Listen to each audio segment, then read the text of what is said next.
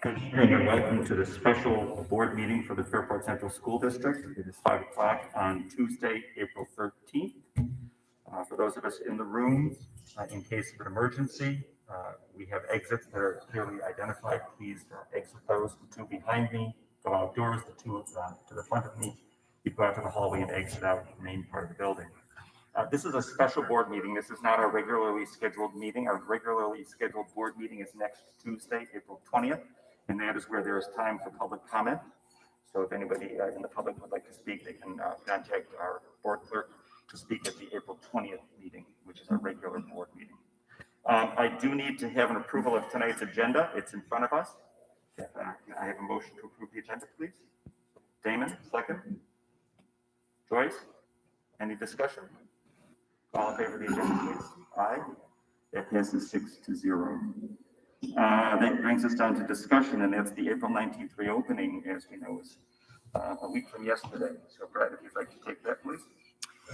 Thank you, Mr. Sliz, and to our Board of Education for providing clarity on your expectations about how we need to proceed moving forward.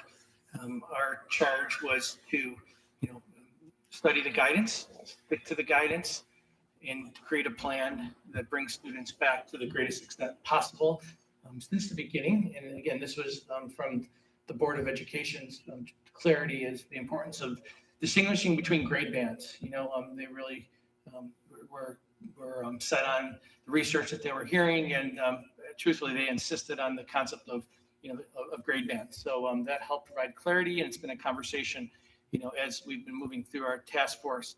I would have to say that right now I don't know what to say, and when I don't know what to say, my natural inclination is thank you. Thank you for your patience. Thank you for your understanding. Thank you for your grace. This has been a less than perfect journey that we've been on for over a year, and it's going to continue.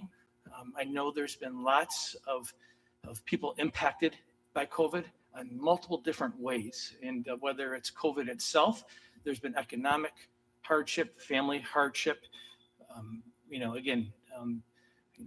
food, nutrition needs that haven't been met, social emotional needs that haven't been met, academic needs. But I think that our community has been wonderful advocates, partners, and we're learning from each other, we're leaning on each other, and trying to navigate this 100-year event. Again, it's less than perfect. I know I'm standing in front of you or sitting here in front of you, sharing information that is our best response to a once-in-a-lifetime pandemic. I also say that I have here the pleasure of welcoming Dr. Julie Lenhard, who's our district physician, and Sarah Visengard, who is from Harris Beach. If there's any questions on the New York State guidance, they have been incredible resources, along with other networks of support throughout the county. But being able to call, phone a friend in the craziest of times and the craziest of hours is much appreciated too. And again, heartfelt thanks and appreciation to many. We're here tonight, talking about our current state. Highlights of the April 9th, 2021 updated New York State Department of Health guidance, which came Friday night, which again is a common theme and occurrence. And that's a strategy that really impacts our school community. And it forced us to shift gears, and that's okay. Again, our administrators said, we're up for the challenge, and we were planning Friday, Saturday, Sunday, as you'll see. And I know that this also impacts families, and it also impacts our educators because they're master planners. So again, gratitude. Confirm our next steps and how they will differ at each grade band, and we're going to discuss the New York State school budget, because this is all related to how do you support all the things that we're going to be trying to do moving forward. And we'll be just having a cursory conversation about the New York State school budget, which we'll be presenting and making recommendations for the board to adopt next Tuesday at our regular business meeting. This is a free-flowing conversation, so the Board of Education, I'm sure, will have questions, and I know that they won't hesitate to jump in if they need clarity or they want me to. I'm going to interrupt you there and say, if I could ask the other board members if we could let Brad and Dr. Lenhart and Ms. Visengard speak first, and then if we have questions, then I will open it up to individuals. So- just so we can keep some sort of a dialogue going, so it's not all trying to ask questions at one time, please. I would also ask whoever's controlling the camera that we go to the presentation as well, because the presentation has some important information. I have some friends here, a principal or two who may be called to the forefront to help reiterate, provide some clarity at the secondary level, particularly Mr. Clark. We also have Aaron Smith, who's here, who will join the conversation if we need some clarity around buildings and grounds and facilities and maintenance, and Matt Stevens will support conversations regarding transportation. But I think the most important thing for this conversation, because it changes and shifts what we are able to do relative to New York State guidance, and that is our rolling 7-day average per 100,000 residents as of today. Thank you, Lindsay Reddick, for updating that. Is 255, right? That puts us in a high transmission zone. That's important for how we move forward, and to the extent we move forward, and how it impacts our grade bands. Again, the New York State Department of Health, they came late to the party, but they came to the party, they provided information, and we're obligated to reinforce and regulate, I should say, the guidance that they provided. And in that guidance, it spoke to physical distancing requirements to a minimum of 3 feet between students and classroom settings. Now that's important, again, because that was the main factor, and that's very important. Like, we cannot get students in 6 feet, but the 3 feet distancing really made an impact. And you're going to hear me speak to less than 6 feet, but greater than 3 feet. We've created scales of classrooms, and we'll be able to show, if necessary, how that could happen with those parameters. And again, thanks to Aaron Smith and his team to help coordinate that piece. In counties with high transmission rates, because that's what I want to talk about, because that's where we are. Elementary schools can maintain physical distancing of at least 3 feet between students in classrooms, and cohorting is recommended when possible. Again, taking language right from the New York State Department of Health. Middle and high school students, 3 feet between students in classroom is recommended only when schools can use cohorting. It's important to recognize, given the scope and magnitude of our programming, it's a blessing. Our students have incredible opportunities. We meet students where they are, and we do all sorts of dynamic and creative and wonderful things to give them a rich experience. We are not able to cohort given that fact. So what is a blessing in a non-pandemic year turns out to be a challenge for us as we try to navigate life in a pandemic. The new guidance distinguishes transmission risks of COVID by age ranges, and that's very important. How you deal with a K-6 grader, a preteen, is different with how you manage a teenager with COVID or the prospects of COVID. In-person instruction represents less on-site transmission in those grade bands, in the K-6 grade bands, compared to 7th and 8th grade students, 9, 10, 11, and 12 students moving through. The concept of cohorting was clearly defined and has implications for each grade band. If you remember, I'd be the first one to tell you, I was making a proposal. I was saying that through our contact tracing efforts and through our master scheduling, we would be able to cohort students. That was my interpretation. That was my proposal. That's what I kept reiterating throughout our initial task force. What shifted was the clarity. It's like the New York State Department of Health was listening in on my task force meetings, and they provided clarity on what cohorting means. The guidance defines cohorting very clearly as self-contained pre-assigned groups. This strategy is meant to prevent intermingling between cohorts to the greatest extent possible. There's that word, greatest extent possible. That's one for the ages, and I think it makes a lot of people uncertain as to what that means. Again, but it's worth mentioning. Reasonable efforts should be made. Reasonable efforts should be made to ensure that cohorts are fixed. And I can honestly say to our greater community, as imperfect as this is, this applies to our K-6 programming. I can look at our children, I can look at our families, I can look at our board, I can look at our staff, I can look at our students and say, this has strong prospects, and we can fall and work within the New York State Department of Health guidelines with this. Since we are in a high transmission zone, secondary students can only come to school if we can cohort students. And again, I don't mean to repeat myself, but given the size of our classes and the range of our program, we are not able to cohort students.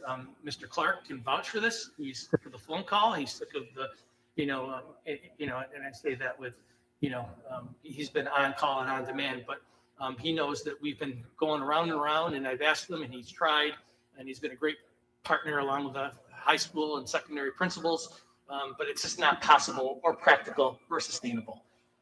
When students or schools cannot maintain cohorting, middle and high schools must maintain physical distancing of at least, there it is, 6 feet. So transmission rate is outside of our control. It's a fact. I wish I can control it.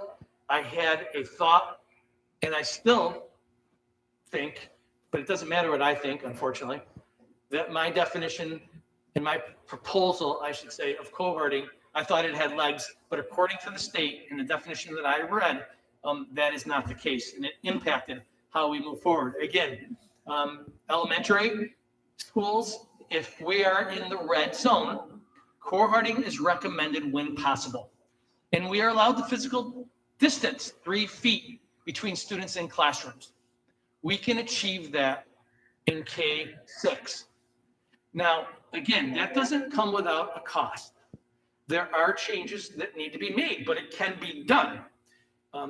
I've heard from several community members that that's an expectation, to be creative, to do things differently, do whatever we got to do to get students in.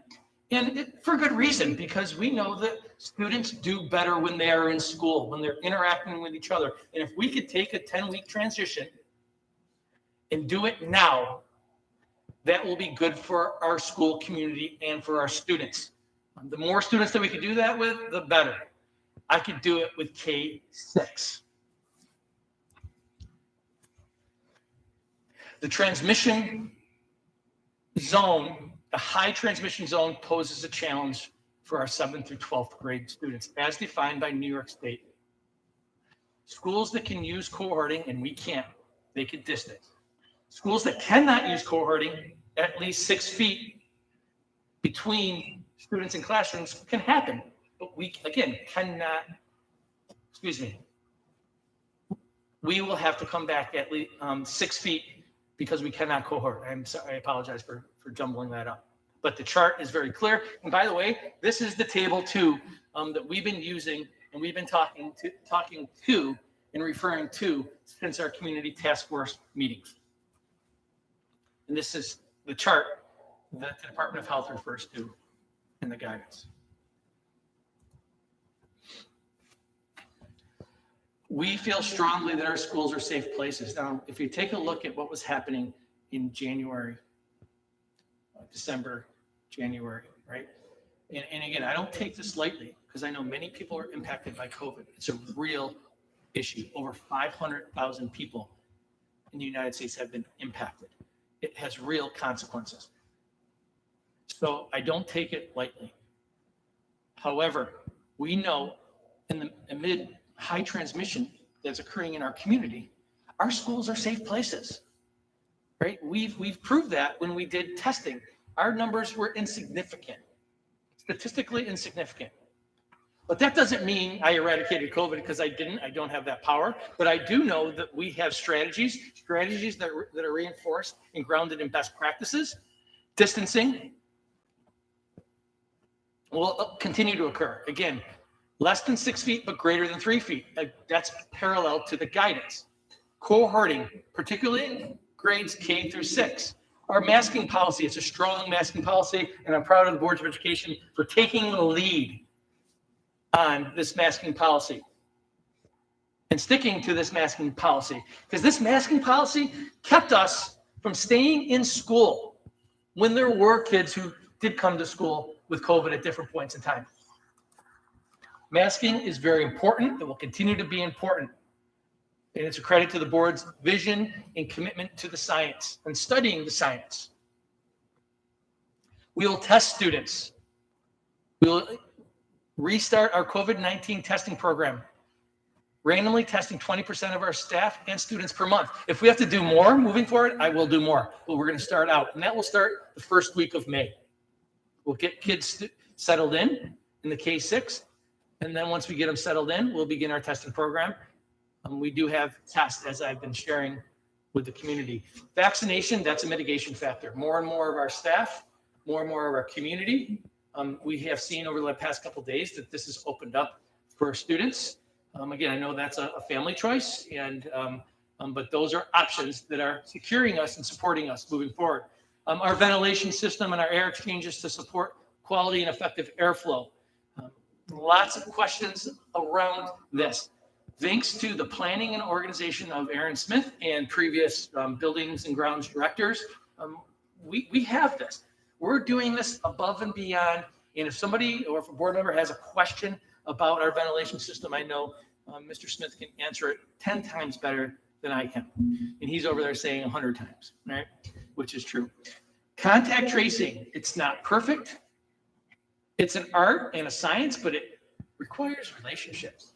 And I'm proud of the relationships that we have with the Monroe County Department of Health.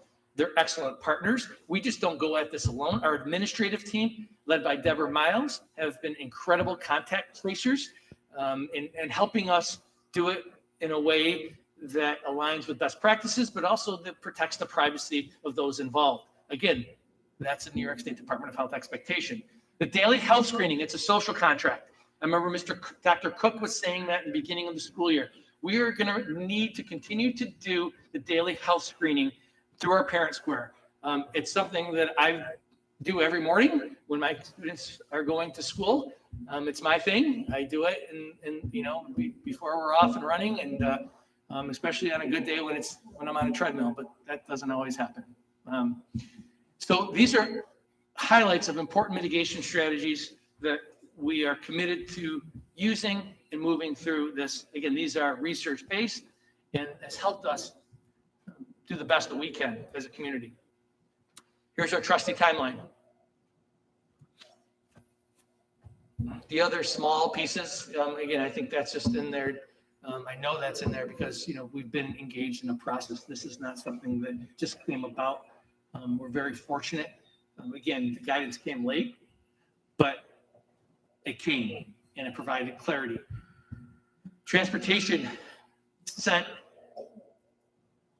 information to families, K-8 families, about their new transportation assignment via Parent Square today. 9-12, there's not going to be any changes, but K-8, there'll be new bus assignments. Child care passes are being printed and will be mailed home soon. So please be looking for those child care passes. Appreciate the incredible effort of our transportation department. Thank you, Mr. Stevens, and your team. It's a big puzzle. It's not easy. Trying to accommodate and do so many different things. Thank you. This is very important. This is for K through 6th grade only. K through 6th grade only. There'll be an asynchronous learning day for K through 6 students and a planning day for those staff members. They're going to be starting the first day of school all over again. They need planning time. They're going to be looking at their physical spaces and planning for the first days of school. Again, it's kind of weird saying the first days of school and we're approaching May. But it's going to be new. It's going to be a new day for your children. So they're going to need to get ready for that as well. But it'll be an asynchronous learning day. On the 16th, for our 7-12 families, this will continue to be a hybrid regular school day. This will not be an asynchronous day. I just want to reiterate that. I'll continue to say that for 7-12. It's a regular hybrid school day for students and staff. On the 19th for K through 6th grade only.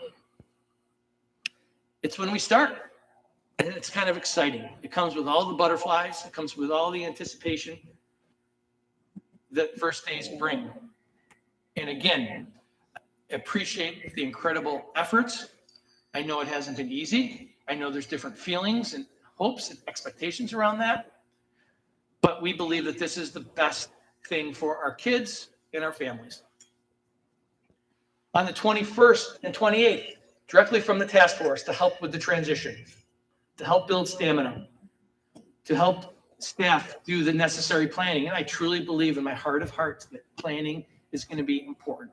Making sure that staff are prepared to meet students where they are, to shift gears over the first couple weeks. And those Wednesdays on the 21st and 28th for grades K through 6 will be asynchronous days and planning days for staff. Again, they will focus on the first days of school, make adjustments, and they'll be building stamina. Our students need to build stamina. My children will be going to school multiple days. Whenever they go Tuesday, Wednesday, which was today. Tomorrow's Wednesday, right? I don't even know what day it is. Maybe this will help me understand what day it's going to be. But at the end, they're going to be tired, and I've heard it over and over again. For the 21st and 28th for 7th and 12th grade, again, if you're moving forward, this will be a regular hybrid school day for students and staff.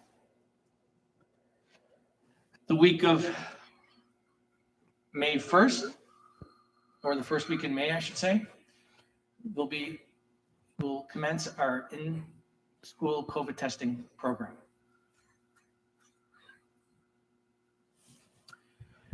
Again, as a review, we're starting April 19th for K through 6th grade. 7th and 12th, you're staying the course because of the high transmission rates that are occurring right now in our community, in our Monroe County community and in our parenting community. 7th through 12th, you'll be staying the course. We updated our portal submission of our plan. We'll continue to share that. That's a public document. We shared it with Fcsd. And that will be for the community to always see, and we'll update it as we need to, like we did over the weekend. Thank you to our communication team, Christina Gerslin and Lindsay Reddick, for staying on top of that. Much appreciated. So the New York State Department of Health does not review or approve plans. However, they must be consistent with the guidance that was given. They must be posted online, as I mentioned, which it is. Local health departments are the entity charged with enforcement of these guidelines.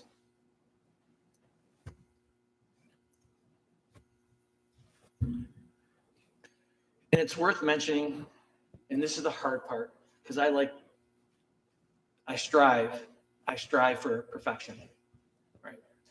And I know that we always strive to meet students where they are and to meet families' requests and needs.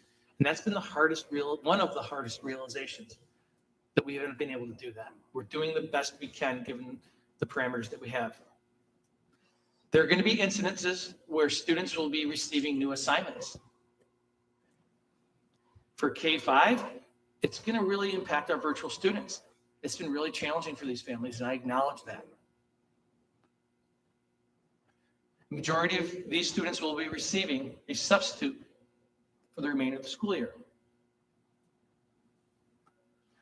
In 6th grade, there may be virtual students who receive a substitute teacher. Right now, they're studying the prospects of that. Again, remember, this guidance came Friday night to relook and to reimagine and to rework. Each middle school has a different nuance to how they master schedule, so it might not be perfectly aligned, but we're assessing that. And you'll be hearing from an administrator in the very near future if that's the case. There'll be subtle changes, but not teacher changes for a majority of our students. So for example, there might be a student who, has, I'm going to go with Mr. Sliz, when he was a teacher third period. All year long, they've been seeing Mr. Sliz. Well, we're creating a new schedule. We're trying to cohort in as much as we possibly can to align to the guidance. Well, the new schedule, my child might have Mr. Sliz fifth period instead of third period, but he still gets to see Mr. Sliz and interact with teachers. There are a few students that may be impacted because they have special programmatic needs. I hesitate to guess or to say a number because anytime you impact a child's schedule, it's significant. But those are a very few number of students. But you will be getting a schedule change. Very few will get a teacher change. Again, we may have to shift gears with specials in order to accommodate cohorting. Middle school principals will be communicating with families in the very near future to the extent that that is occurring. All in the name of getting our students back, because we believe that the benefits outweigh the detriments of being at home, away from their peers, when we know that the science says that it is something that can occur.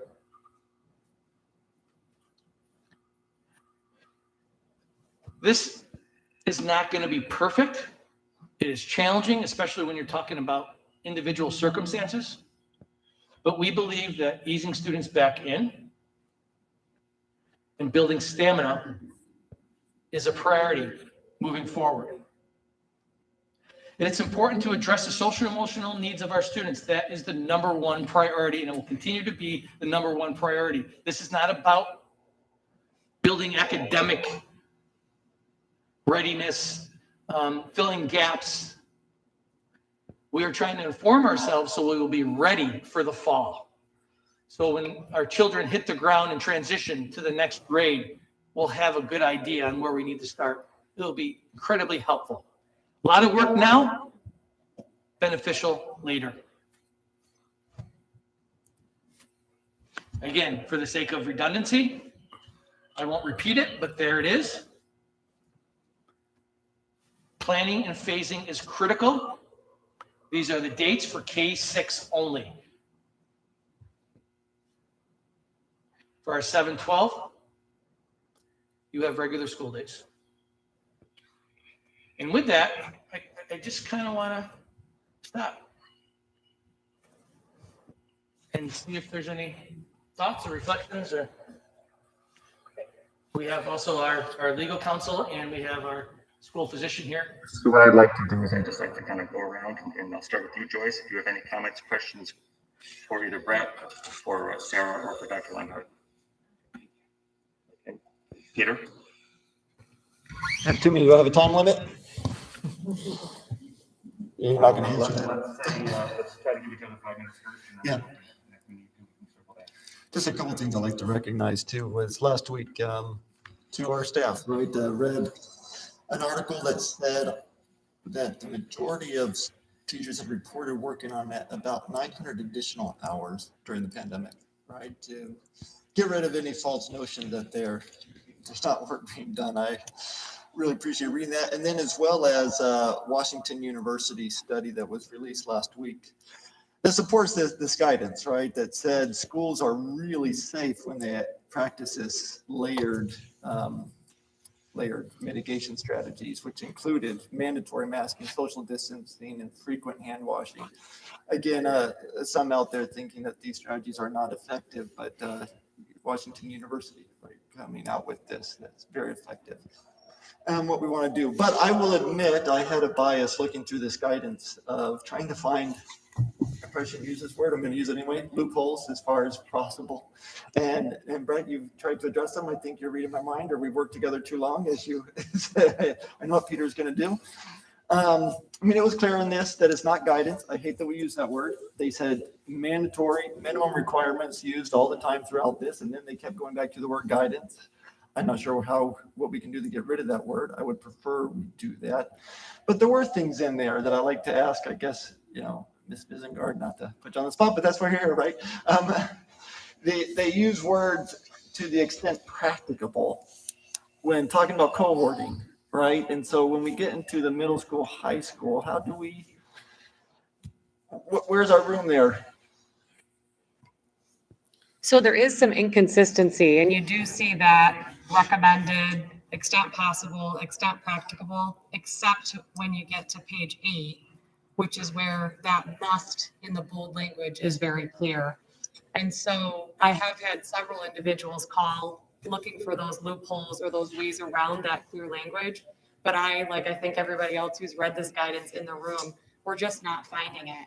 And so where it's clear that there's discretion, it's should or recommended that. And when it's clear that it's a must, they've used the word must. So unfortunately, we haven't found a way around that piece for the middle school and high schoolers yet. I'm not trying to make people unsafe, so that's why I hesitate to use the word loophole, because we are talking about people's health here. But I did get stopped in my tracks on page 8, right? You named it. I wrote it here on my notes. I was like, darn it. But in that same section with page 9 comes this comment, right? Ultimately, the school district's decision to move to shorter physical distancing will come down to a local community's risk tolerance based on its unique circumstances. Does that give us any wiggle room? Based on, the Fairport culture that we've talked about over my 9 years or whatever, but candidly, it's across the country that is, we need to get our kids back in school. There are detriments happening to students by not being in full time. And it's been my opinion that through much of this, we haven't put that into the equation, that the social emotional challenges. So that phrase, it's the last part of, I think, the same section that starts on page 8 with the must, and then at least it ended with that comment. It's like, okay, do we get any wiggle room out of that comment? So I have had several individuals ask that very same question. And there's also language on the bottom of page 7 that seems to suggest that it's more of a recommendation, but we haven't been able to reconcile those two. So it seems when you read page 8, it almost seems like that bolded language with the must was added on as an afterthought, and then they didn't go back and revise some other sections in the document. But the only way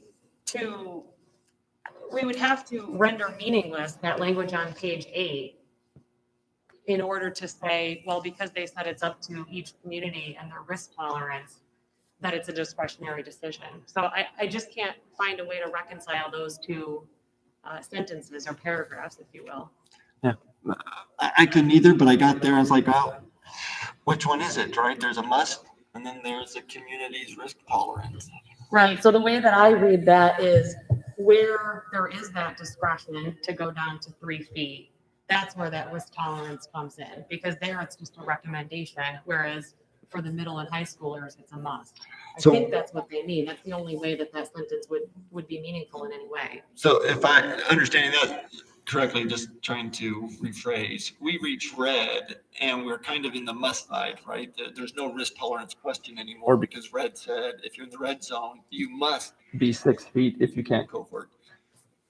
Red's pointed out we can't cohort, so that puts us in the 6 feet. Now, if we get out of red into orange, you're saying we could, if our community wanted us to stick with 6 feet, they can do that. So our risk tolerance would be higher. We would say, well, we'll stick with 6 feet because we're in orange or yellow. But we could have the option outside of red to look at going to shorter distances. Yes, but to add to that, there's still discretion in the red at the elementary level. And Right, so I was talking, sorry, middle school, high school. Right, and so we're still looking at risk tolerance, knowing that these are safe places and that we have all the mitigation measures in place, if that makes sense. Yeah, it does. It's just, not so clear as I agree 100%.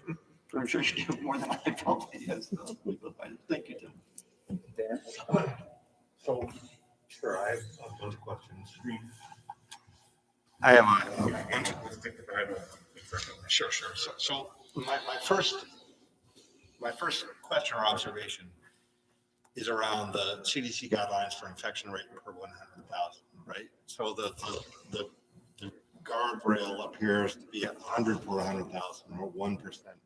And we're currently at 255 or 2.5% approximately.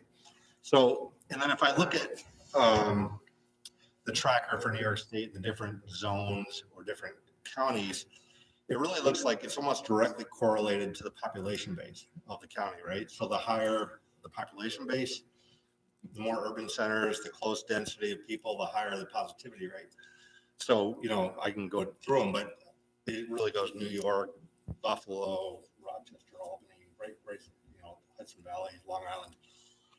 So I'm just wondering, is there any ability to, and understand that's a fact of the urban centers and the larger density of people, but is there any ability to understand or track the ability of Fairport to return from a 7 through 12 level based on Parenton or a town or some smaller geography other than Monroe County? I could try to answer that, and then Dr. Leonard can definitely give her perspective. We've been talking to Dr. Mendoza about that, and that's a question that we have, right? But right now, the fact is this: we are high in the red zone as well. So if you look at the math and the trend that it would need to take, it's several weeks of getting out of this. Now, when we were doing our task force, we were on our way to on a different trajectory, but over the past several weeks, it has gone up exponentially. Just like it was going down, it was going up. And in order for us to get back to this zone where we can come back, it's going to take several weeks for that to occur. In the meanwhile, what could happen is there might be a community right next to us that doesn't have the same transmission zone that we have. And they might be able to go to school just by that very fact. And that's going to be frustrating. And that goes back to what you said. It's about the density. It's about where they are geographically located, things that are outside of our control. But we also know that we share a lot of the same community resources. And so I think that's where there's going to be points of frustration. So yes, as a whole, that's what we're looking at. Even if you want to deduce it down to our communities, you know, the rates have gone up. Right. Okay. Thanks, Brett. So my assumption is that as we resume in-school testing, all the districts in Monroe County will do the same. And my question is, will those test results, which will likely be low, if history serves the same pattern, will that be added to Monroe County's totals overall, thereby driving down the overall? Okay, great. And then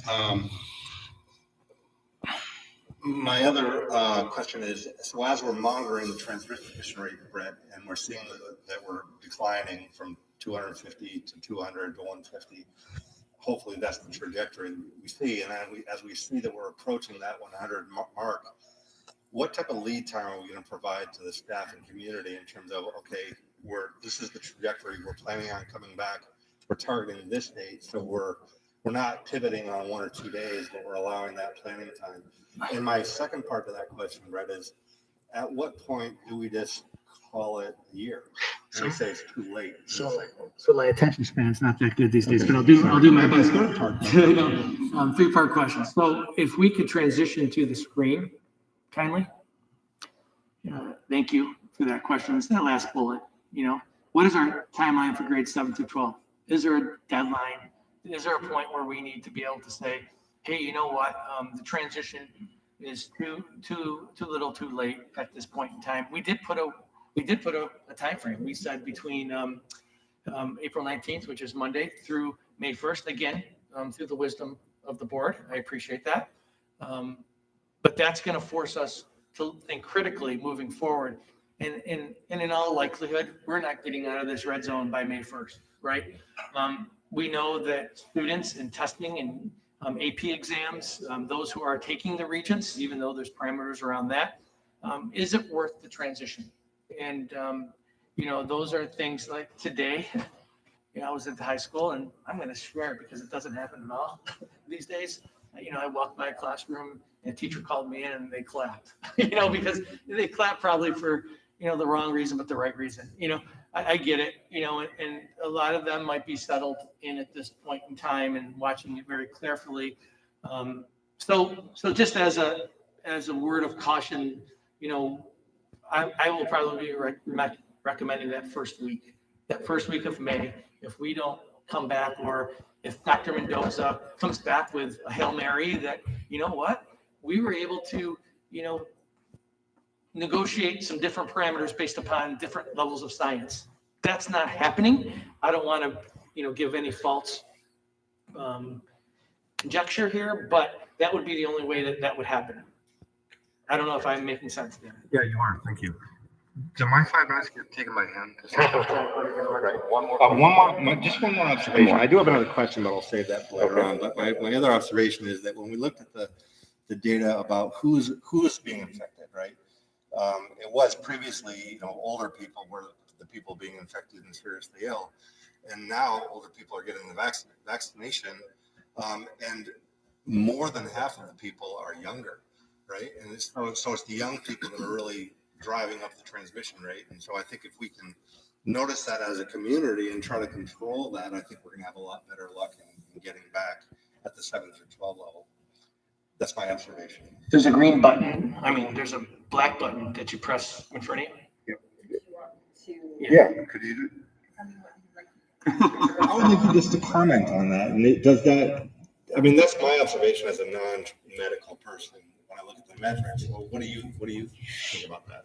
So absolutely, the hope is that with continued vaccination of all ages, that this will hopefully signal the end of coronavirus dictating every move of our lives.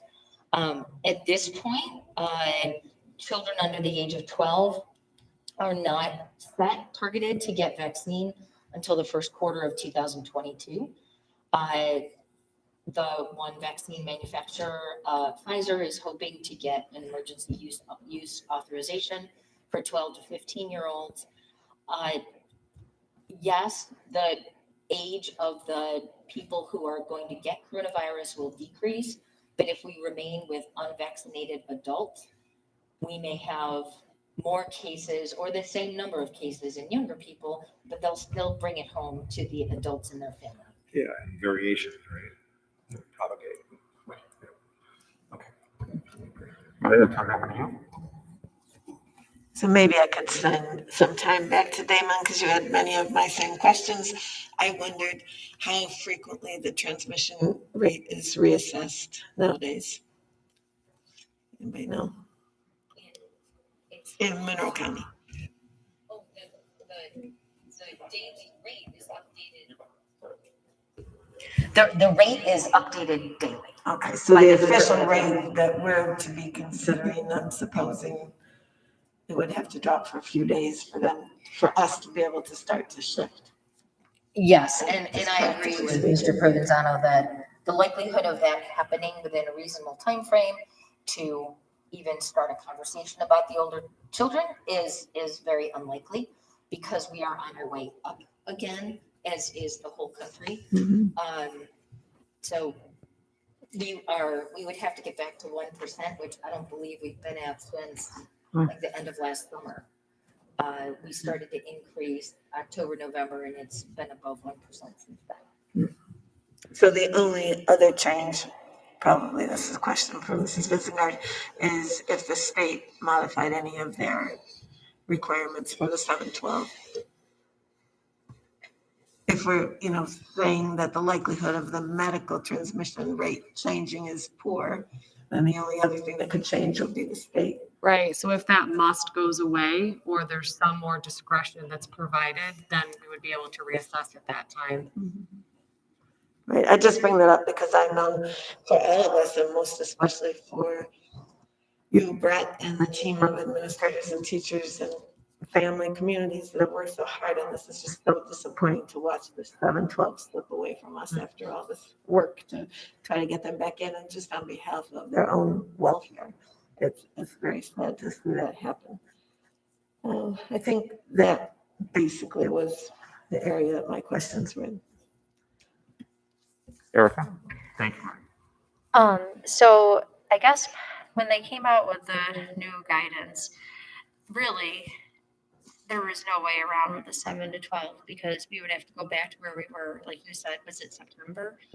Okay, so that seems harsh, but anyway, I know that there are other counties that have opened. I know we talked last week about different schools in Onondaga County. Their rates are obviously different than ours. And I think, I think they're still in the middle range, not in high. Are there any schools that you know of across the state that have opened within counties that are now red? And I'm just curious what they will do in terms of, will they pull back? Or will they continue to move forward with the 3 feet in the 7 through 12? I don't know that I can answer based on other counties. I know there's counties or schools in Monroe County that have been, I believe McQuaid has been open 5 days a week. And Pelmac has been open 5 days a week. And I think Harley, but I'm in talking with parents whose kids go there, they have a different space arrangement and different room availability. So my understanding is that they have been able to adopt appropriate distancing with the facilities that they have. So I don't see that they would go backwards because they've been successful so far. So I would add to that if that's something that does occur, it would need to be in coordination with and upon the approval of the local health department, because we have to work in coordination with the local health department. And so in different counties, there's different positions. And so I think as we continue to communicate and have these open discussions, some of that may depend on what that local, because again, the guidance leaves them as the enforcement agency to make sure that we're all on the same page. So we'll continue to reassess and understand from the local health department what will be permissible. So at this time, it's not. May I interject? Yeah. I was fortunate enough to go with a colleague to Solvay in Syracuse, in Onondaga County. I was, how are you doing this? Well, we're not in a zone. Well, I was like, well, why am I even here? It's not an apples to apples conversation. So to get clarification based upon my conversation last week with a colleague, they're not in a designated zone. They're allowed to open up with the 3 feet. Yeah, and I was just curious because I know we looked at a lot of other schools across the state and some did open earlier. I was just curious if they were in red zone. So probably Long Island and downstate we would have to look at. So I was just curious if you had any thoughts on what would happen. But again, I guess it would be based on the Department of Health coming in their county. So yes, my response to that would be, we would want the local health department to agree to, or at least not reject that plan, because we could be ordered to go remote. Right. There could be other implications. So we wouldn't want to do that without that level of approval at a minimum. And then I have one more question. Dr. Leonard, you had said, I know when Damon said, we're assuming other schools are doing testing. Is that true? Do you know of other schools that will be doing testing? My understanding is, dang it. My understanding is that testing is voluntary and is decided upon by each school. I think our choice to test is a really good choice, and I think hopefully it will continue to be very reassuring numbers, similar to the testing that was done earlier this year with very low numbers. I'm more thinking, like Damon's point, so when we did the testing, the rate went down because the numbers were low. If we're the only school district doing that, it's not going to make a huge impact on our county. So I was just curious. So other school districts, based upon my conversations with colleagues, are planning on doing that, especially those that are transitioning starting April 19th. Okay, yeah, that was my question. But there is, as great and as accommodating as the Department of Health has been, there's going to be a supply shortage moving forward, but we're also forging partnerships with other agencies using the federal dollars to offset costs, to continue testing. I know Mr. Clark, building this, his team has done a great job with students and staff members and community members, and about end of the year activities. We will be testing celebrations, very important celebrations where we're going to be required to test. More to come. That's not this conversation, but it is part of the overall importance of testing, to your point. I think my 5 minutes is up. Okay, so I'd like to go from the macro to the micro on one sense. The superintendent opened by talking about the mitigation, strategies. I think most of us, at least the broad ones, we kind of know that we're going to clean, we're going to keep up with the hygiene, we're going to do the air filtration, 6 feet where we can, and of course we are having our issues with that in terms of our numbers. Which is one of the reasons, of course, we're here. But I have a kind of a simple question, but it's not simple in relationship to page 14, where it talks about the wearing of masks. And of course, that's one of the mitigation strategies. But I notice a lot of times we'll say, yes, we're going to wear masks. We want to make sure that, our students are wearing them properly. We've talked a lot about that on this board, and it's extraordinarily important. But when you look at what they're actually saying, they said masks should be at least 2 layers of material, 2-ply, acceptable for COVID-19, include but not limited to cloth-based masks. And they go on and give some others. And then they say face shields worn without, of course, masks. And I have seen, not our students, but I have seen people in the community who are simply wearing the mask, face shields. So I guess my question in relationship to this, because all of us, it's like, masks have become a part of our wardrobes. I mean, different colors and so forth and so on. Notice I have my blue on, I got my blue mask, okay.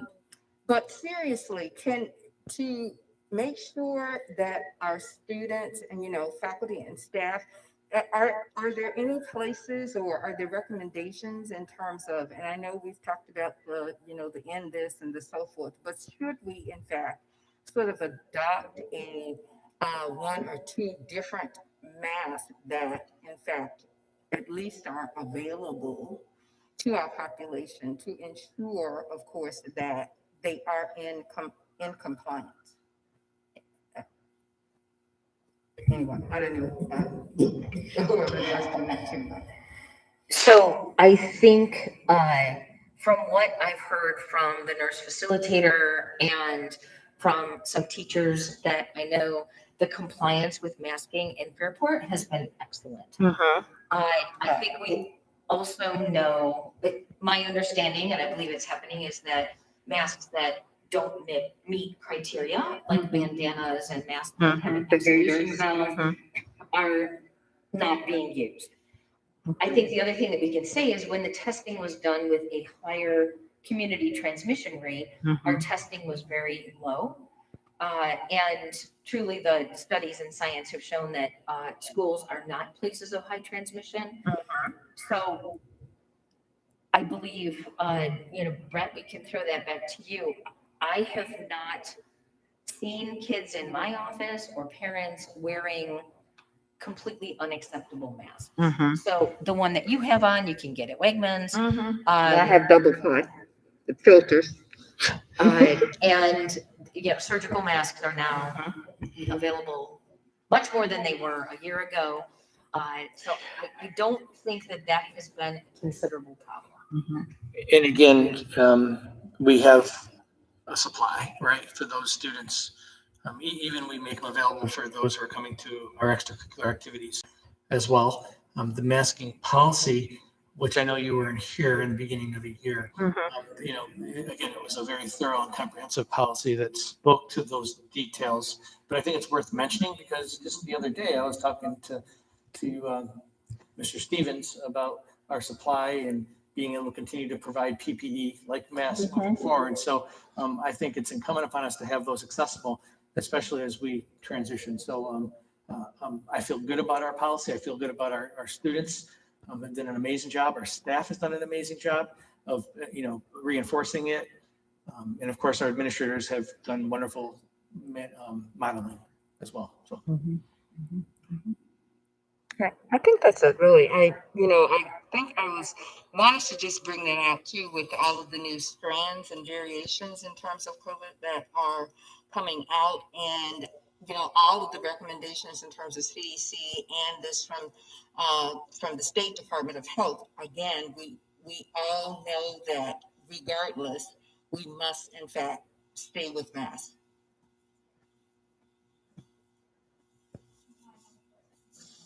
Okay, go ahead, Trace. The only thing that wasn't asked was, I'm thinking about the testing, Brett. You're going to do random testing, but will that be regardless of whether or not people are vaccinated, or will you use the tests, since we don't have an endless supply of them, will you use them on non-vaccinated people, or will that not matter? I'm going to ask Dr. Leonard to help me with this one, because we do have the antigen test, but I know that some kids have had COVID, or you can add to that. So I will defer to our medical expert. So the current policy with the nursing staff is if you are within, it just got expanded to 180 days of 2 weeks after your last dose of vaccine, you should not be tested or isolated or quarantined. And if you're within 90 days of recovery from COVID, they should opt out of COVID testing. Otherwise, I just wanted to reinforce that the antigen testing is the middle of the nose, just a little wiggle. The kids that I've talked to who've had it done have told me that it does not hurt and it actually tickles.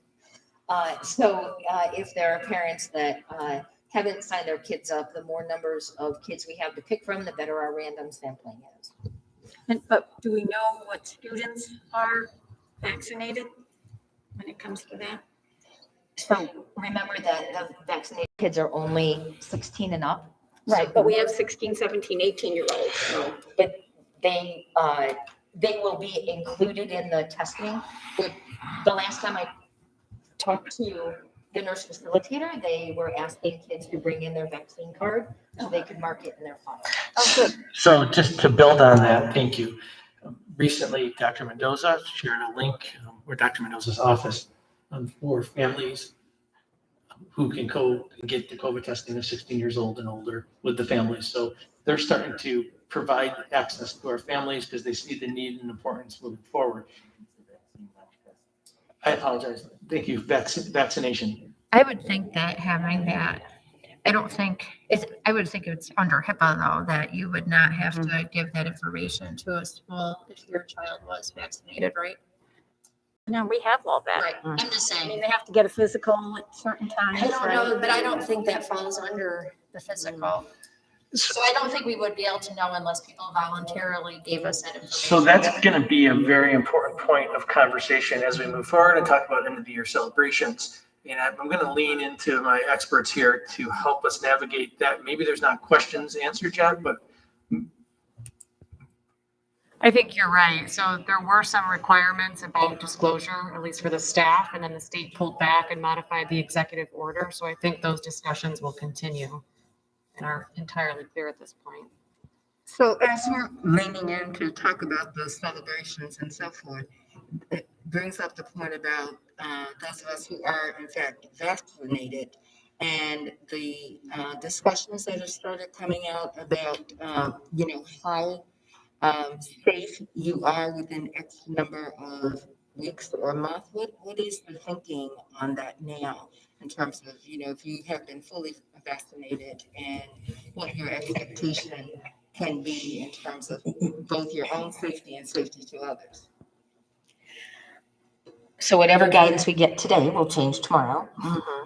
So currently it's 180 days after your 2 weeks after your second dose. Yeah. However, the CDC is very clear to point out that you should continue to wear a mask and continue social distancing and continue to avoid large group gatherings. They have loosened up some of their guidance that you could go to your family member's house if you're vaccinated and it's just one household without a mask. If there's nobody there who's at high risk. Right, so I know about the 180 days and so forth. I was just thinking about that in relationship to what Brett asked about, planning out, because we're certainly, well, some of us may be planning out beyond that particular, kind of range. What, May, June, when are the celebrations? You'll be getting a timeline from me in the very near future that outlines beginning early June to the end of the year. So in beginning in early June, and you take it back to folk who were vaccinated very sort of early on and so forth. And a part of, wanting obviously to be a part of these celebrations and so forth. But let's just say they're past 180 days. We know generic advice, wear the mask, try to stay your 6 feet, etc. But we are talking about a large group of people in various kinds of situations here. Celebrations, it could be meetings, etc.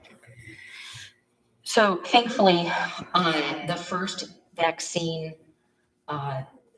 recipients really would have been 2 weeks past their last vaccine date, approximately mid-January. So we're 180 till the end of the school year, so that part's good. As far as Yeah, the distinguishing factor, and again, credit to Mr. Clark and his team, is the outdoors. You can, it changes the whole venue, it changes the whole approach. If you think outdoors versus indoors, given the size and scope and the dynamic nature of our class sizes and families, we're looking outdoor events. We've had great partnerships. We're getting tents lined up and organized, and we're planning an event at Frontier Field, end of the year celebrations, using multiple tents, keeping everyone distance, all the mitigation factors outside, because as we know, it changes the scope. So thank you for bringing that up. Did I see last week that the DOH approved an outdoor, I'm sorry, out of turn? Yeah. Sorry about that. I thought I saw last. Is your mic on? New York State DOH had approved ceremonies. They had approved specifically for us, but also indoors. So yeah, the guidance is really as soon as yesterday. So they updated it. So they've been updating it as we move along. I don't have the exact time. I know that Mr. Clark called me immediately as soon as he got it, and we reviewed it this morning, and it's aligning to our strategy. So again, yesterday was when it was updated. Second round. Thank you. Can our zone be different than the county? I mean, could it be school district borders in terms of the infection rate spread? So at this time, that language on page 8 refers to the county. So we would need more information or approval to be able to proceed straying away from that county transmission rate. So to complement that, that's consistent with what I've been hearing. However, as I said in my beginning, you will see different things happening based upon transmission rates. Our neighboring districts have different levels of transmission, and that gives them more room or different room, working closely with the Department of Health, the New York State guidelines, their local agency. So you will see some different approaches based upon that fact. So, and we're going, why wait till May 1st to start testing if that has the potential to drive down our rate? Why wouldn't we start tomorrow? It's a matter of organizing. It's a matter Is of, it available right now? again, organizing the systems and structures and to get an accurate read. I just don't think it would make that much of a difference either. I mean, we're not going to be able to go back to where we were in September, right? That's significantly different. Like, it's I'm just looking for unattainable. any hope of what we can do, even if it's, so if Dr. Mendoza would give us leniency to say, okay, within your district boundaries, indeed, even though Fairport right now is on the higher side in the county, even right, when I look at the mapping. But, if we're doing testing, if that drives our zone down, our district down, what can we do? Anything before that May 1st that you think you're going to recommend as to be it more of a drop dead date? So, but what we have, I don't mean to interrupt you, but again, if you're taking at the K6 community, right? But the 712 community and the way that the infection manifests itself. The spirit of the whole thing is that it's a different process, disease process, in the students who are under teen, right? So I hear what you're saying. I don't necessarily disagree, but I don't know if it would make that much of a difference based upon how I understand how it's being interpreted. It may not, but looking forward. I'm with you. I'm with you. I appreciate it. So that's my questions around those. I like to, but it might be a broader discussion, so I can put this on hold in terms of switching a little bit to talk to, just get more confidence around the sixth grade, right? It's an interesting area that is indeed an elementary certification, but we moved them into our middle school, as has most everybody in this state. And so we, if I can use the word hybrid, but that's used way too much. They're not middle school, but we treat them somewhat like middle school, except we don't always, right? And we see that a lot when we're dealing with personnel and other issues and scheduling and whatnot. So, but now we have them in a different situation, and that creates challenges. The shuttle and handful of students sounds good. And you didn't want to guess on the number of kids who might end up with a different teacher, but those are things that are pretty significant, disruptive. I mean, coming back is going to be disruptive. I think we have to say that regardless. It's a big change. It's brought my daughter to tears, candidly, but big change. And so it's going to be disruptive. For the most part, positive. We think it's worth it. I'd just like to know or get confidence that that disruption is necessary. I mean, that we're minimizing it. So I think, I hope, and I obviously didn't because you still have the question, I qualified that this is not a perfect circumstance. And I know that we work hard to always meet students where they are, to meet the expectations and hopes. We know that there will be some transition pieces, like, the schedule drives what we do, in order to cohort and to get as many students in. This is, an effect of that. And again, I know and I trust that our administrative team is working diligently on it right now. And we'll be communicating with families who are impacted. And it's no different than what I've been hearing over the past several weeks with our K-5 families who are switching from virtual or staying in virtual, who will be getting a substitute teacher as well. The board gave me the charge of reopening schools. And this is one of the impacts of it. I do feel, when I say a majority, I feel that's a truth, and it's not a 50% majority. Let's say 51%. Yeah, it's not 51%, and I don't want to, again, be stuck to a number. If I say less than 20, less than 10, I know that you can't put a value or an impact, because when it's your individual student, it's the most important issue, and I respect that, and I led with that, and I'll continue to emphasize it, and it's worth mentioning. But again, the benefits of coming back in to develop rhythm and pace, to develop stamina, to develop a plan, an informed plan for the fall, to support families who've had to alter their economic situation, their family dynamics, to get kids back who we've lost. We've lost a significant number of students.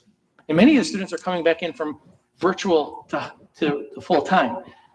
Those are the things that we weighed up, and I agree with you. It does become imperfect. It does start disrupting, the sixth grade. But those were the factors that we balanced it against. So the second part of our meeting. Peter, if I could jump in there, having spent 29 years teaching sixth grade in various iterations in the district, to take our sixth grade model and make it into more of an elementary system is a very easy thing to do. Very difficult to do seventh and eighth, because in sixth grade we have teams, and those kids are already seeing those same four teachers. So I could say, okay, now we can just move this group to the four teachers. So we now have four groups that are just going to move. So we can cohort those children in groups much easier than we can with seventh and eighth grade. Just the way that the JP situation is set up. Martha Brown is different because they have different types of teaming, and they're already easy. It's easier for them to do that. Right. So, I mean, you mentioned the four groups, and that's kind of where, but there's how many periods, right? So how many periods are they not cohorted, or are they cohorted in that? So there's, again, based upon the guidance, it speaks to their special circumstances and special programmatic needs. There are opportunities, whether it be special ed, ENL, if there are unique programmatic needs, that's when there is, in as much as practicable applies. And again, I think you're asking the right question. Those are the things that have kept me up at night, frankly. Well, I believe in the goodness of sleep. So I'm not trying to do that to you. Believing it to be a handful because we don't have numbers yet, and hoping that it's not more than, right? Do we, in our next discussion, I suppose, have any potential mitigation strategies we need to apply for those who will receive the bulk of the disruption? Because again, as you said, even at the K-5, there's some who are getting a change of teachers, and man, this time of the year, that just sucks, right? And I don't know that it can be avoided. And so what are our mitigation? When you say mitigation, what do you mean? I don't know what, if you get into new teachers are also potential additional support, because trying to get to know them and make it a real impact in 10 weeks that are left, you know, what are we doing? Yes, we want them back. So that's been a board charge. Jump on that. I haven't had a chance to ask any questions yet. Oh, you And this haven't? question piggybacks on yours, Peter, with our new virtual teachers that we're going to be hiring. Is there an opportunity for those new hires to work with the current virtual teacher for this next week or these next few days so that the kids can see and they can see the two teachers working together, so that when that transition happens, it's a little bit easier on those kids who are going to be getting that new teacher, knowing that the two teachers have worked together? In the K-5, that's more of a reality. In the sixth grade, that's challenging under the circumstances that we have. But Peter, when we were talking about this very thing this morning, but not directly, is, you know, the board has also given me the charge of doing whatever we need to do to support students coming in. That's why we're hiring extra paraprofessionals. That's why we are looking at using virtual teachers differently. I know that Martha Brown, you know, has different numbers and ratios to consider than JP. So we're going to do all we can to make it equal to support kids during the transition. We have focus on mental health. We're going to be seeing our mental health professionals who are, in my mind, the best. We'll be interacting with students in the classroom and those who are virtual, making sure that we're checking in. We talked about this morning or yesterday, I was talking with an elementary principal about how do we include our elementary students virtually into the morning announcements, right? So they could be included in making sure that we're not forgetting them. And that's the feedback that I've been hearing along the way. And I know that the board would support, you know, those extra mitigation strategies. So again, not a perfect scenario. We strive for excellence, not perfection, but this has also hit some of our families in ways that we wouldn't want to do in a normal year. Other? Dr. Lenhart, Mrs. Kissingard, I have a question for you. We have a very unique situation in Fairport. We have a standalone ninth grade building. Brett, you can chime in this. Could we say that ninth grade building is a cohort? I would say, based upon how I've learned and studied and asked and tried to be creative in my definition, which again, I really thought we had it. It does not fit. Minerva Deland students, again, they're in that teenage range. They're in that range where the disease has a different disease process that manifests itself differently. And so that Department of Health's guidance stands, and that's the one that I'm obligated to adhere to. They do transition. They have multiple different classes throughout the day. Again, the beauty of our programming is it's expansive. The thing that's challenging at this point in time is that it's an expansive program. There might be a neighboring district who might be able to just cohort because they don't offer the expansive programming. I mean, I would not want to take away programming or change the scope of programming right now. We're in a high transmission rate zone. It doesn't align with the guidance because of their age. I echo that. And in the definition of cohorts, it says groups of students with reasonable group size limits set forth by responsible parties. So given the size of the class, that might be a difficult sell. I was just thinking because it's one building and they don't cohort, you know, I was just thinking that maybe we could somehow get that so that our ninth graders could be in every day. You know, one of the things that I'm proud about, it's imperfect, but since March and April, when I was going on my little tours we spoke about the 5 fundamentals. And the number one fundamental is staying true to the science.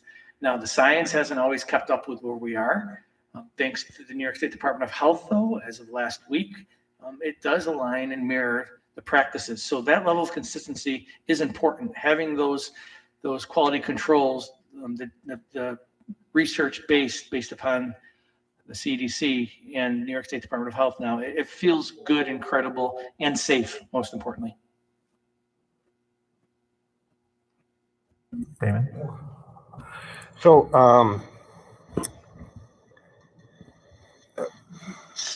Sarah, last time we talked, you had talked about the consequences of not adhering to the executive orders and guidelines, right? And I think you had the state could potentially withhold state funding from the district. You had talked about they could remove professional licenses as a potential. You had talked about they could order us to go fully remote. You talked about we'd have insurance liability because our insurance companies wouldn't have to cover us pending litigation if we were openly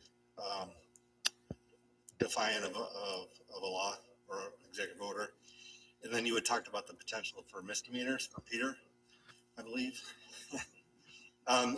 So just number one, is that still correct? Has anything changed there? So while the guidance has changed, the potential ramifications, some of which we discussed being remote, right? That's not changed. So because Executive Order 202.60 modified the prior executive orders as extended that closed school, but made reopening subject to Department of Health guidance. That's where that executive order, as it has since been extended, made this guidance. And I know it doesn't make sense to call it guidance because it is mandatory, just that mandatory. So there could be ramifications. Now the state has clearly made the local health departments at the county level the enforcement agencies. And so what, if anything, they would be looking to do? There's a lot of unknowns around those, but all of those items that you mentioned are potential outcomes if we don't comply.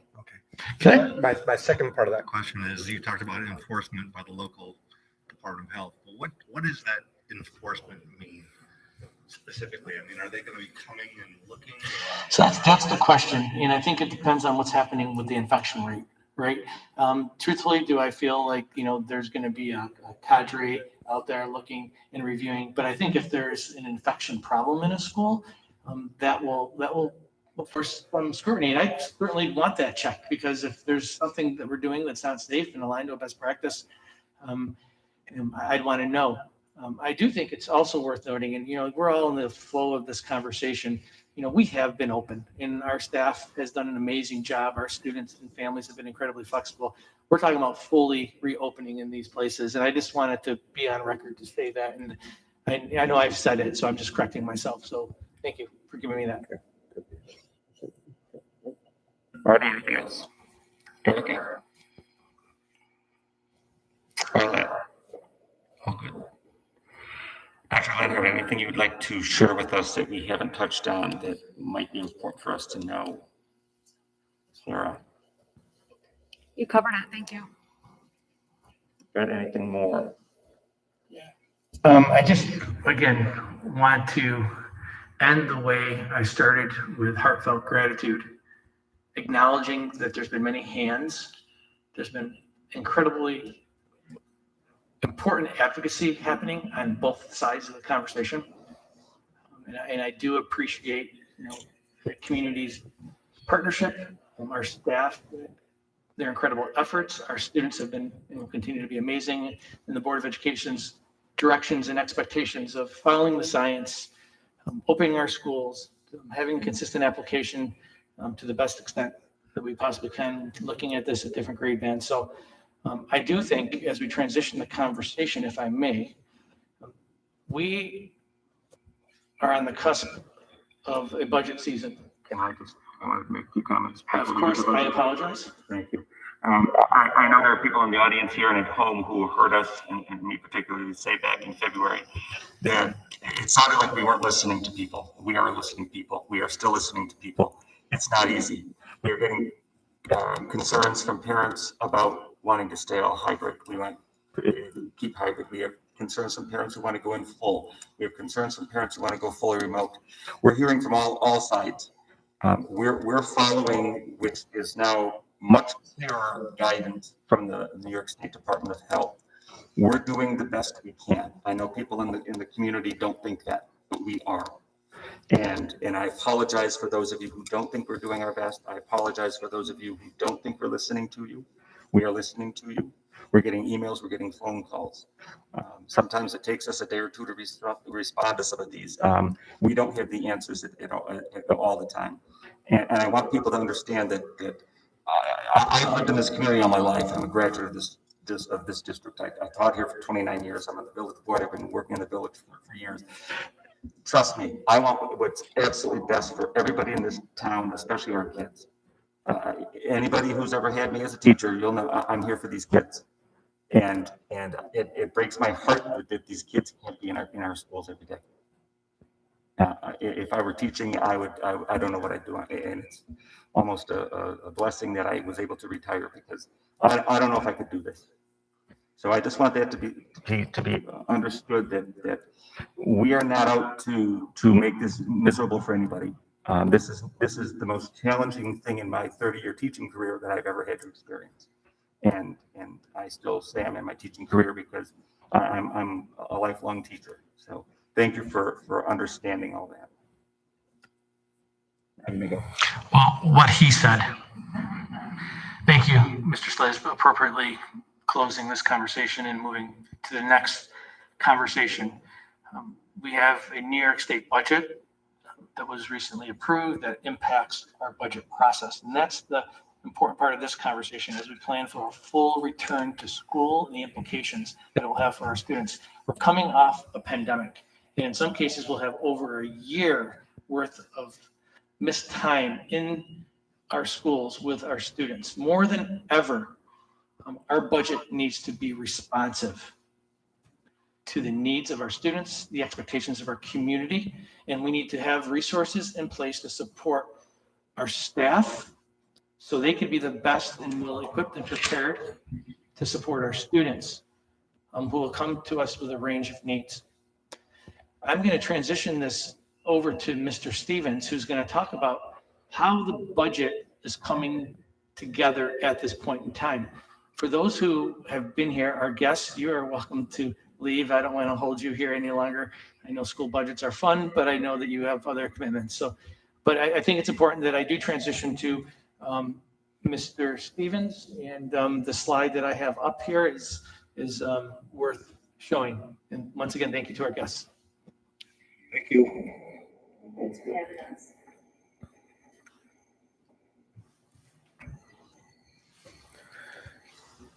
Okay.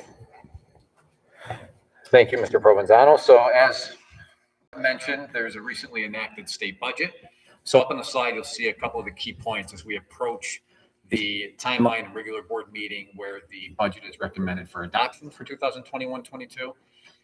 When we talked last on the full presentation of the first full draft with our revenue, our instructional, non-instructional portions of the budget, we had a gap at that point in time.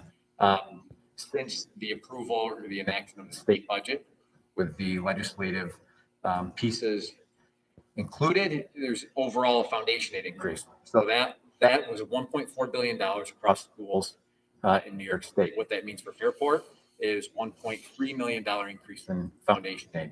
So if you can remember, the last time we really saw an increase to foundation aid was really through a GEA restoration, which wasn't an increase. It was a restoration of funds that we deserved. I can't think back to when we've seen an increase to foundation aid this large. So I think kudos to the effort to be before my time, probably 10, 12 years ago. I think it was when Tim Sliz was a senior. It did date back probably about 12 to 15 years since we've actually seen increases to foundation aid like this.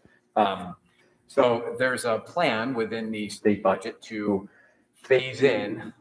fully phase in the foundation aid, according to the formula of what schools should receive over the next 3 years. So 2021-22 being the first phase in.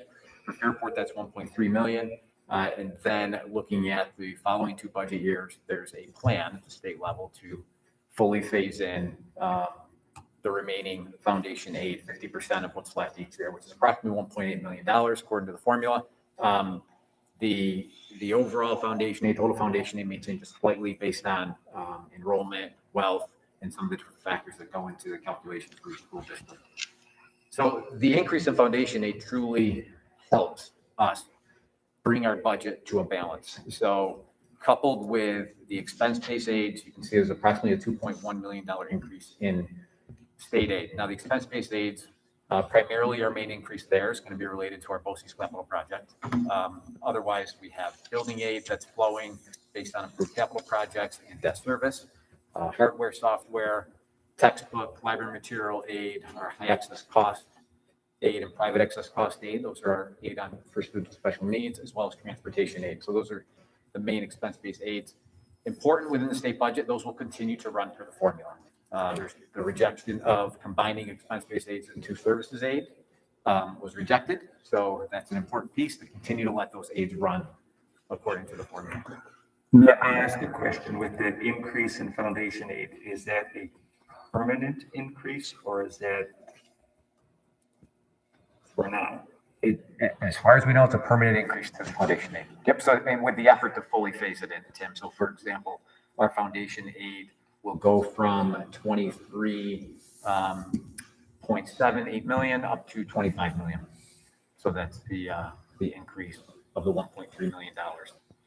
Okay. It's driving us towards that formula, right? And many states have formulas and they generally follow them. I think the exciting news, not holding my breath though, right? But if they continue to honor the formula once they phase it in, it gives us multi-year revenue planning potential, right? Which we haven't had for, as you said, 12 plus years before I was on the board.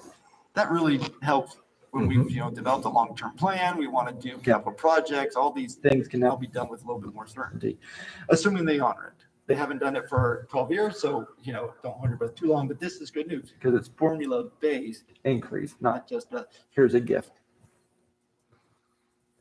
Yep. Thank you. Thank you. Another couple of pieces important to note.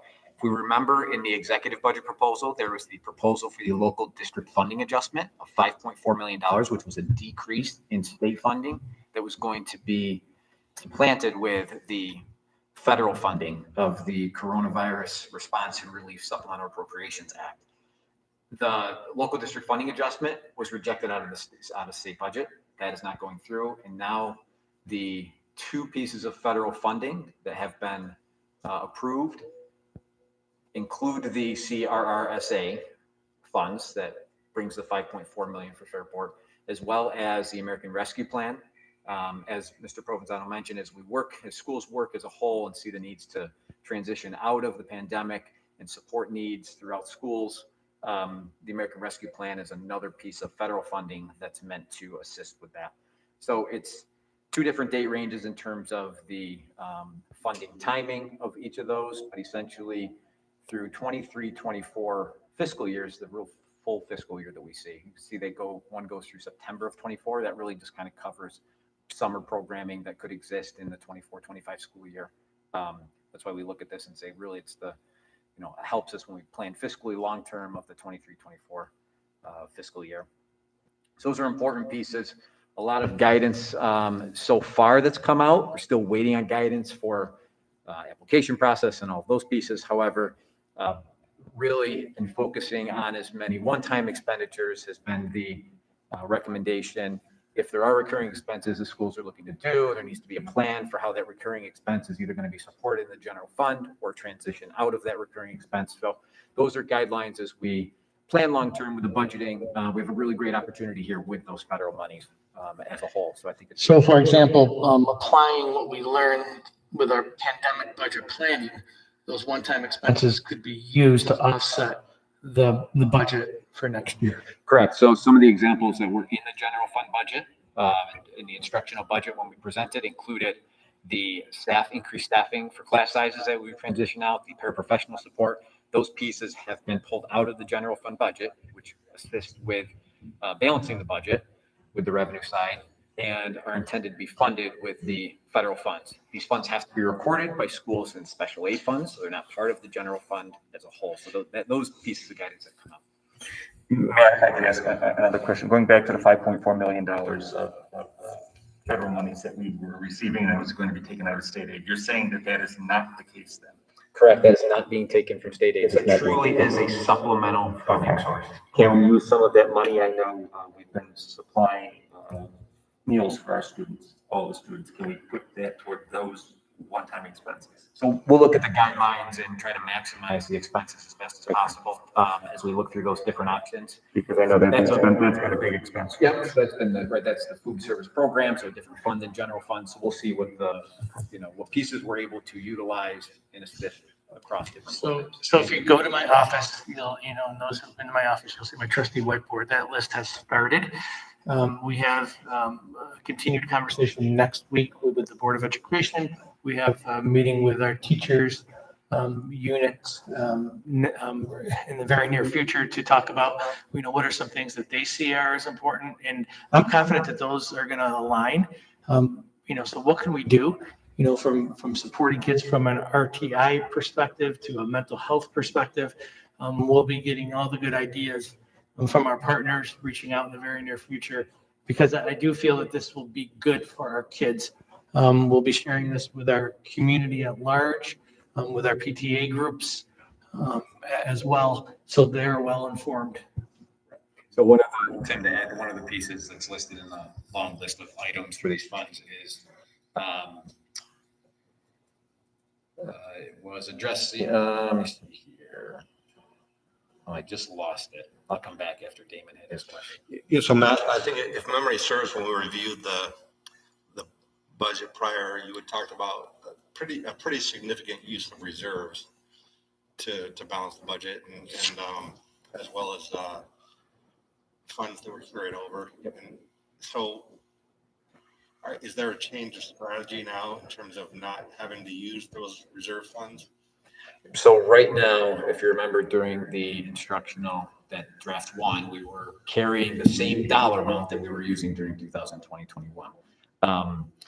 Still planning on carrying the reserve allocation, however, working to decrease the assigned fund balance a little bit gradually over time as we look at the long-term efforts and easing off of relying on fund balance reserves, especially with this opportunity to look out 3 years.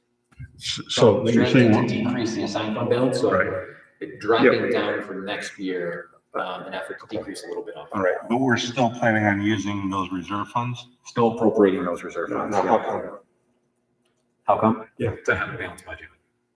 Well, okay, so these additional funds. Yep, so we have to present a budget that has revenues equal expenses. Okay. And if the revenues between state aid, property tax, sales tax, all those pieces don't equal our expense side of the budget, then the fund balance is essentially the last piece we look at to try to balance the revenue side of the budget. Okay. So budget and plan for them at this point in time. If expenses throughout the school year and next year are under budget, then we can ease back on what we actually may use out of the reserve funds. And as you mentioned, these funds are being accounted for in the special aid initially, right, where they go. Correct. They're able to pay us back for expenditures we're making out of general fund, but that will have to be a transfer, which at this point is not reflected because it's not fully understood what have been our full expenditures. They are making the list, but we don't know that. But we'll be able to pay ourselves back. But for now, in terms of balancing the budget, which is an accounting document, not a. Okay, I guess that's where Yeah, so I'm confused. And I don't claim that. I'm just what I'm saying at a very simple level where I'm at is that we have an additional $5.4 million that we didn't have before, right? So is that correct? Nod your head. That we have to apply for. And it identifies the expenses that we plan to spend them on. So very similar to applying for a grant. Okay, so it's like a smart bond fund or something. When we go through that process, like Peter mentioned, there may be expenses right now being carried in the general fund that if they qualify to use the federal funds, we'd look to do that, which would really shift that expense over to the special aid fund. And then assist the general fund with not having to utilize fund balance reserves in those cases. So again, this is a week old-ish, maybe a little more. I apologize if my timeline's off. We have till July 1st to really dot our i's, cross our t's. The the intricacy of how we're going to access this money. As Mr. Stevens said, apply for this money. We're getting a good grasp of it, but we have till July 1st to finalize it and interact with all the different constituents to make sure that we're meeting the greater needs of our community, and most importantly, our students. And we did have at the presentation of the budget, if we all recall, still a $2 million deficit, so the budget wasn't balanced. That news on the state aid, the formula aid going up, and the expense-based aid sticking with the formula instead of consolidating them, has closed that gap. So we didn't have to apply more reserves, right, or more fund balance to make it happen. So, I mean, it's helped us get there without making other changes or challenges, meaning do we have to cut expenses somewhere, or do we have to try and apply more fund balance? Or reserves, I should say.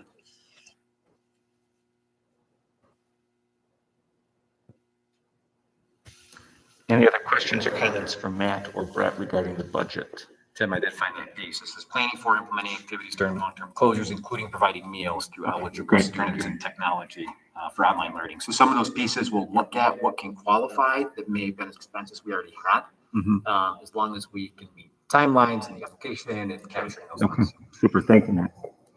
Anyone else have any budgetary questions or comments?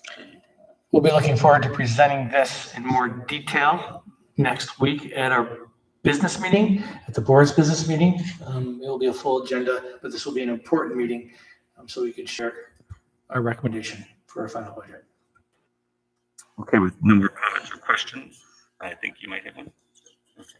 I'd like to get a motion to enter into executive session for matters related to personnel matters and the privacy of individuals. Peter, Bartlett, second. Any discussion about that? All in favor? Aye, it's 7-0. I will let the audience who is streaming know that we will not be conducting any business after we come out of executive session. We will simply adjourn the meeting so that we will stop the streaming of this meeting and again, this special board meeting. And I encourage people to please attend either virtually or in person our April 20th meeting, which is next Tuesday. That is our monthly business meeting. If you do, as a community member, wish to speak to the board, please contact our village clerk. Yeah, I'm on the wrong, that was last night. Our school board clerk, Ariel LaBarbera, and she can get you on the agenda to be spoken. We do have some presentations for students in the beginning of that meeting, so that the public forum might be a little bit later than normal. Thank you for joining this evening, and thank you for viewing. Good night.